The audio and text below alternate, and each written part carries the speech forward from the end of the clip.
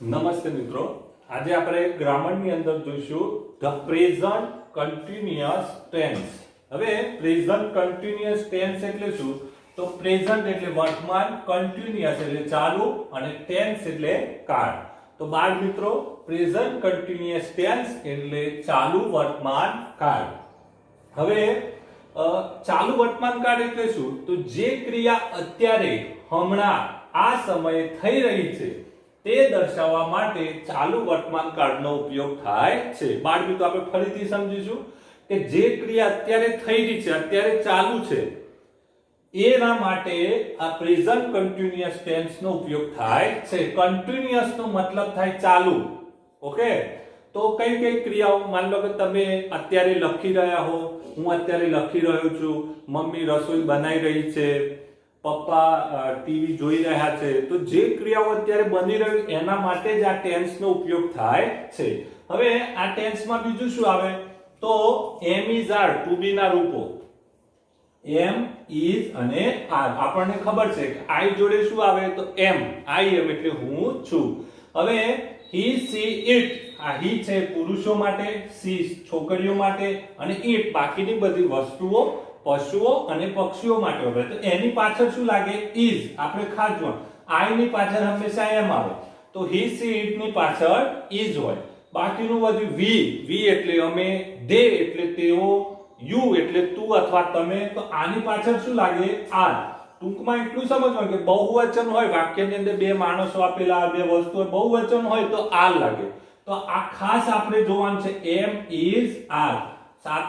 Present continuous tense માં am is R નો ખાસ ઉપયોગ થાય છે. ઓકે, તો આ ખાસ આપણે અભ્યાસ કરવાનો છે એમ ઇઝ આર નો. હવે આ જે ટેન્સ છે એનું ક્રિયાપદ હોય છે, ક્રિયાપદની પાછળ આઈએનજી મૂકવામાં આવે છે.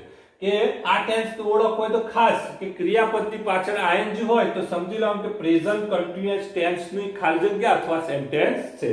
પણ આઈએનજી મૂકતા પણ થોડું ધ્યાન રાખવાનું. શું ધ્યાન રાખવાનું છે?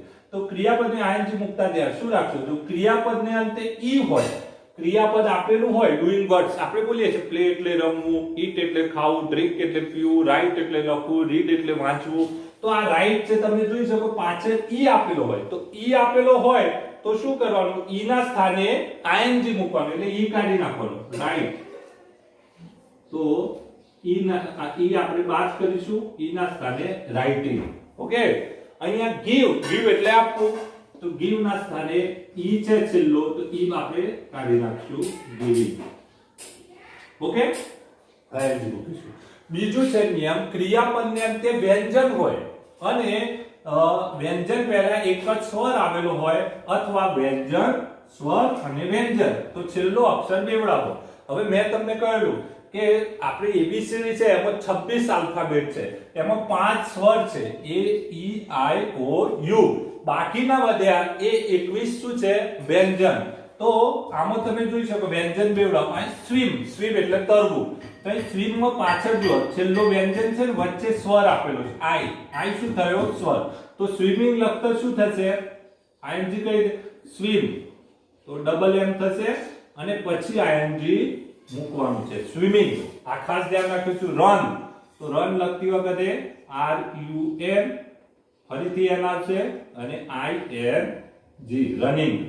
સીટ, તો આ આઈ આવ્યો વચ્ચે, સ્વર આવી ગયો, આગળ પાછળ વ્યંજન છે એટલે પણ એ પણ બીવડાશે, sitting. Okay, next put, put તો પુટિંગ, પુટ એટલે મૂકવું. આ ખાસ ધ્યાન રાખવાનું છે. આપણે આગળ સ્વર હોય અને એની પાછળ વ્યંજન હોય તો આ બાબતનું ખાસ ધ્યાન. ચાલુ વર્તમાન કાળમાં વપરાતા શબ્દો. હવે કોઈ પણ ટેન્સમાં એના સ્પેશિયલ કીવર્ડ્સ હોય, કીવર્ડ્સ એટલે વપરાતા શબ્દો હોય. તો અહીંયા છે પહેલો, at this time. At this time એટલે આ સમયે.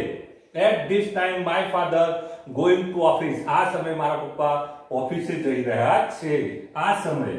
એટ પ્રેઝન્ટ એટલે અત્યારે, પ્રેઝન્ટ એટલે અત્યારે. એટ ધીસ મોમેન્ટ આ ક્ષણે. લુક, વોચ, સી આ ત્રણ અલગ શબ્દો. લુક એટલે જુઓ, વોચ જુઓ, સી એટલે જુઓ. આ ત્રણનો અર્થ જુઓ થાય. તો આ પણ શબ્દો હોય તો સમજી લો કે ચાલુ વર્તમાન કાળનું વાક્ય છે. લિસન, લિસન એટલે સાંભળવું. હિયર સાંભળો, લિસન હિયર. પછી નાવ એટલે અત્યારે, હાલ. અને ડોન્ટ ડિસ્ટર્બ, મને પરેશાન ન કરશો. તો આ શબ્દો જો વાક્યમાં આપેલા હોય આપણે પણ ઘરમાં બોલી શકીએ જ્યારે ચાલુ ક્રિયા હોય ત્યારે. ઓકે, તો ચાલુ વર્તમાન કાળના શબ્દો છે, વપરાતા શબ્દો છે, સેન્ટેન્સમાં યુઝ થાય.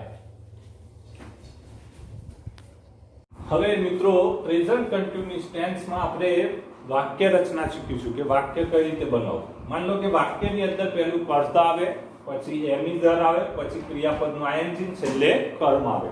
કર્તા એટલે શું? તો જેના વિશે વાક્ય લખવાનું હોય એને કર્તા કહેવાય. હવે અહીંયા સચિન કર્તા છે, એની જગ્યાએ હી, સી, ઇટ, યુ, ધે આપ્યો એ કોણ કર્તા છે. તો સચિન હમણાં પત્ર લખી રહ્યો છે. હવે આ વાક્યનું આપણે ઇંગ્લિશ બનાવ્યું કઈ રીતે? પહેલું કર્તા, તો કર્તા સચિન છે, તો Sachin S A C Sachin. હવે શું કહે છે કે એમ ઇઝ આર, તો સચિન હી માં આવે એટલે હી જોડે હંમેશા ઇઝ આવે. સચિન ઇઝ. હવે ક્રિયાપદનું આઈએનજી, તો લખવું એ ક્રિયાપદ છે, તો right, W R I T I N G. શું લખી રહ્યું છે? તો પત્ર. તો letter, L E P E R, હમણાં એટલે નાવ. તો Sachin is writing a letter now. Sachin કરતા, એમ ઇઝ સચિન હી છે તો ઇઝ આવશે, લખવું એટલે રાઇટિંગ, હમણાં અરે પત્ર એટલે લેટર, હમણાં એટલે નાવ.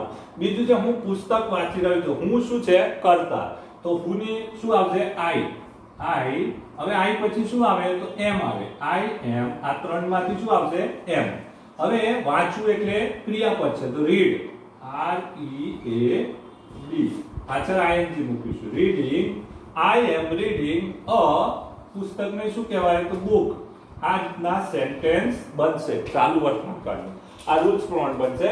હવે પ્રશ્નાર્થ વાક્યો બનાવવા, તો the children are playing in the garden. બાળકો અત્યારે પ્લેઇંગ આઈએનજી છે, અત્યારે બગીચામાં રમી રહ્યા છે. હવે આનું પ્રશ્નાર્થ વાક્ય બનાવવા માટે આપણને આટલું ખાસ આવડવું જોઈએ.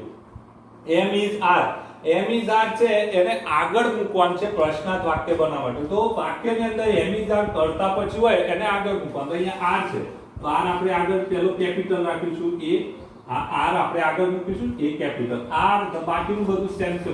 Are the children